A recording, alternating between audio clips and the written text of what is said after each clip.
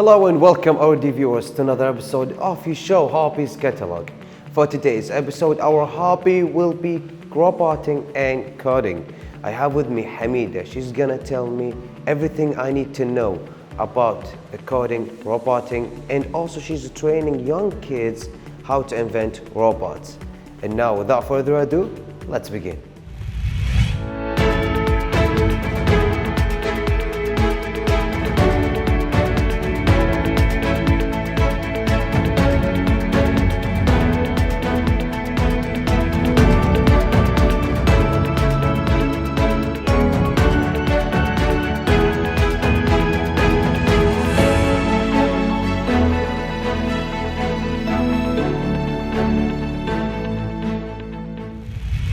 Welcome back, our dear viewers. Right now, I have with me Miss Hamida. How are you, Miss Hamida? I'm good, thank you. You good? Thank you for having us. You're welcome, and thank you for being here with us at the show. I'm really glad to have you. You have a really nice story behind everything, behind your hobby and your career, if I say. Yes, it became a career now. Yeah. It became a career and we are competing globally. That's a good thing. Can you tell us how you started at first? Where the passion has started for like inventing robots or like training these kids or coding or programming? It all started when I was 18, 19 years old. I started looking at websites for the first time. I was interested by how the websites work, the programming, designing, the animation behind it. So I tried to learn how to do something like that. And while I was doing that, going through tutorials, looking at different samples, I just fell in love with it and I didn't stop.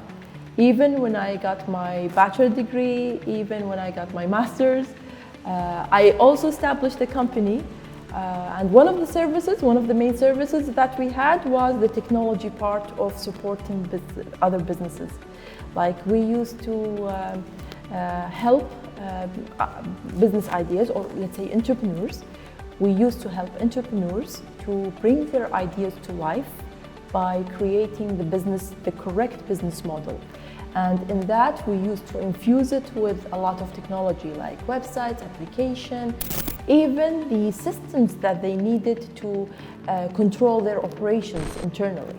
So after that, we got a call from Al-Marhoom Sair Badr Sair, and he wanted us to establish a club teaching kids robotics and coding.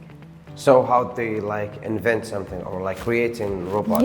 Yes, to learn the technology, to teach them the science of technology, to educate them correctly on how to invent, how to explore, how to transform their ideas, their abstract ideas into something that they can really see.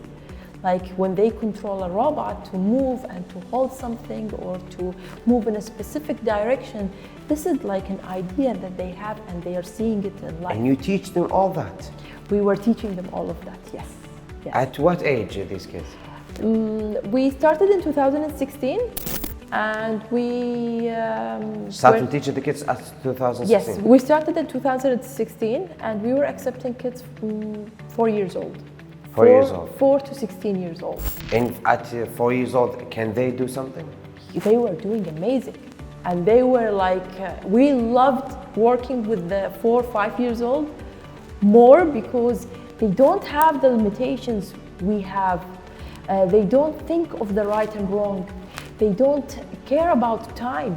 They don't think that I have to be the fastest. They just enjoy their time working. And you will be fascinated by the way that they grasp the concepts of something like coding, patterns, loops, if conditions. They grasp that concept and they can apply it. We had a 5 years old, Awsil Ali. He was able to complete coding level 3. He was only 5 years old. Coding level 3? And in coding level 3, they apply something called functions. Functions is let's say, a heavy concept. Yeah, I know. That they have to understand it. So for 5 years old, he was able to do it. And so at 5 years old, they could do something that only in kids in university they can do that? Mostly now we have, let's say in these years, we have like kids in the high school. Some of them can be able to grasp the concept and they can understand the concept of functions. But the kid was 5 years old. He was 5 years old. That was a huge thing. Yes. We also have Yusuf Raed. He started coding with us since he was 5. 7 years old, he created a game application. Using arrays. Okay, after that I wanted to teach you to let me know who's Yusuf Raad, because I have an idea for a game. Maybe we can do it But together. that was interesting to see how he was able to do something like that. It was very nice to see this. And that is the most beautiful thing that we have seen, the spark in their eyes when they think that they have done something important, or they love their project, or that their idea is really can be applicable and can come to life. And this is the confidence that we try to give them. We try to give them this confidence over and over, because in Kuwait, at that time, we lacked the places to have... Only the places? We lacked the place of having somewhere to nourish this kids' talents and their curiosity about technology, about robots. We need here in Kuwait inventors, we need scientists. Unfortunately, we don't have it. We only have workshops that only 3 days limit, week limit, and unfortunately, we need the clubs like this. One of the main things that we have noticed in Kuwait and in the market, STEM, which is science, technology, engineering, art, and math, is being considered as either pure robotics or crafts, art and crafts. Now we have several workshops and programs in Kuwait, which are, as you said, short terms. They are like for 2 days, 3 days, once a week, twice a week, and they are focusing on different things. They don't have a project in mind to complete it. So they focus on teaching the kids how to work with one robot or how to use a robot. But when it comes to project-based learning, Building from scratch. building things from scratch, which is what STEM education is all about. So STEM education STEM education encourages the kids to look at the different aspects, to look at the science, to make a complete scientific research, to get the complete scientific information. No matter what age they are, they can get it. Google, the internet, it's availing the information for everyone. Then it comes the technology. What kind of a robot is best used for this project? So they are not stick to one specific robot or to one specific technology. There are different technologies that they can be using. Now, then comes the engineering part, then the art, how to make it beautiful. And lastly, it's the math. What are the formulas? What are the measurements, the scale that I want to use to complete and to put all of this together? Now, the integration between all of these subjects, this is what makes STEM so special. And this is why it's been taught in the US and in Canada, and they are investing a lot in this kind of education. We need a STEM subject in our schools. Yes, yes. Because we totally need it. I think that we have started, like in some schools, they are starting this, but again, it's in a very small scale and it's in a very small scope. And you told me that you wanted to make the club complementary. What we are trying to do, even in Future Coders since 2016, is to have our project complementary to a school. So we used to tell them we are everything, school is not. So you are getting your education from school, this is where you can apply all of this. And you will apply it from scratch. So you are the one who have to define the rules, you have to define your steps, you have to make prototypes, you have to finish your project. But unfortunately in school they learned how to make the thing accomplished step by step. How are you dealing with that one? It's not in school, unfortunately. In life, even their parents teach them. In life, we see that kids mostly are used on following instructions, either from parents, teachers, even from books. Like math equations, they give us the steps. They give you the math equation to solve, but how about you create a math equation? Yes. This is something that schools or in the school system, they are not required to do, to create this mathematical equation. What we are teaching the kids in coding, create the mathematical equation, and it's the computer's job to solve it. This is what we need. So this is something different. It's like keep putting them in charge, putting them in control of things instead of being followers. And this is why we reached to a point where we said no more workshops, we want to compete. Okay. And in October 2022, we created 2 teams, and now we are competing in a global competition for STEM and robotics. And we are waiting for the result by March 6th, inshallah, 2023. And of course, we can make it. Inshallah, inshallah. Of course. And I told them. Because you accomplished the 2 teams, not accomplished, you established the 2 teams actually in like October, it was like Yes. 5 months ago. Because they had to have proper training. They had to have proper time to understand the concept. That the competition is about creating a robot in zoology, displaying an animal or an ecosystem.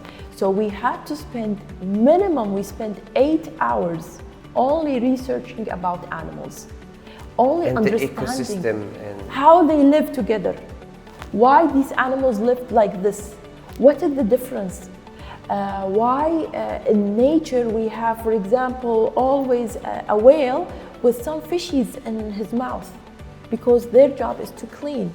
And while they're cleaning, and the whale is giving transportation from a place to a place, they are feeding. So they're feeding, cleaning the whale's teeth, the whale is giving transportation. Okay. And it's like, there's a lot of relation between the creatures we have. So this is something that they have to learn.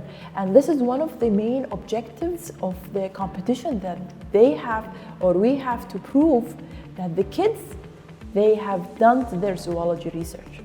After that, they created robots, which one team decided to do a chameleon, and the other team decided to do an aquarium.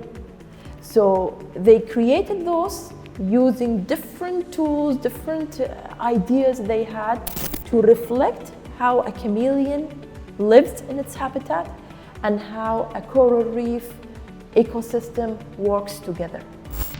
I saw the chameleon, I said, why there is a glass at the skin? Yeah. And you told me that there is crystals in the skins of the chameleon. Yes.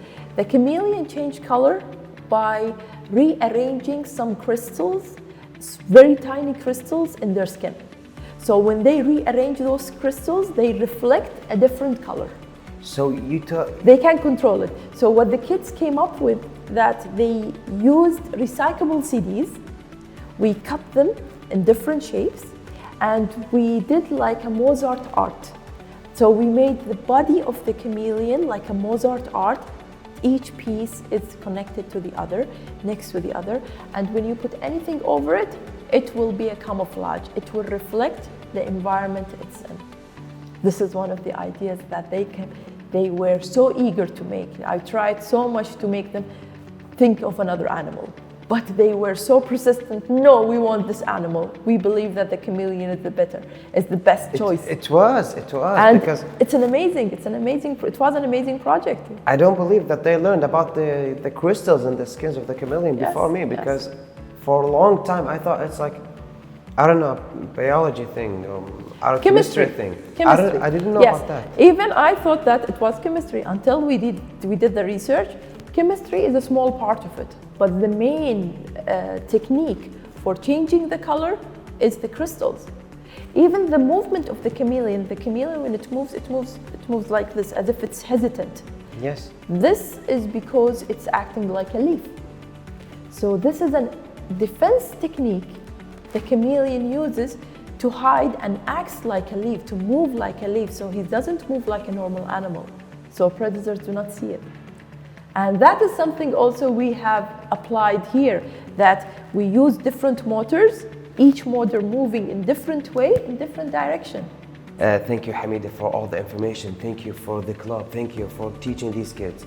I know it's Most something welcome. beautiful. Most welcome. It's my pleasure, and I love doing And in these hope to things. see you winning the next international. We are already winners. We won the experience, we won the friendship, they It won is. the knowledge they had. We are already winners. Kuwait is winning a Okay. club like this. Yes, We yes. all winning because we needed clubs like this, and inshallah we will see you bigger and bigger and more clubs and competing together nationally. Inshallah. Thank you, Hamida. Thank you and, very much. Thank you for this amazing interview. I really liked it and enjoyed it. Thank you for everything. You And too. thank you, our viewers, for watching this episode. Hope you like it and enjoyed it, and see you in our next episodes.